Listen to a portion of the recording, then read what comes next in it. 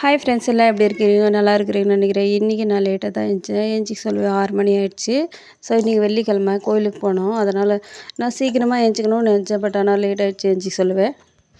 ஏந்திரிச்சதுமே குளிக்க போயிட்டேன். நான் எழுந்திரிக்க சொல்லி தம்பி எழுந்திரிச்சிட்டான். தம்பியை அவர்கிட்ட விட்டுட்டு நான் போய் குளிச்சுட்டு வந்துட்டேன். அப்படியே சாமிக்கு எண்ணெய் ஊற்றி வழி கொளுத்திட்டு சாமியை கும்பிட்டுட்டு அதுக்கப்புறம் தான் வெளியே கோயிலுக்கு போனோம். எப்போயுமே பெரியவங்க சொல்லுவாங்க கோயிலுக்கு போகும்போது நம்ம வீட்டில் சாமி கும்பிட்டுட்டு அதுக்கப்புறம் தான் கோயிலுக்கு போகணுன்ட்டு.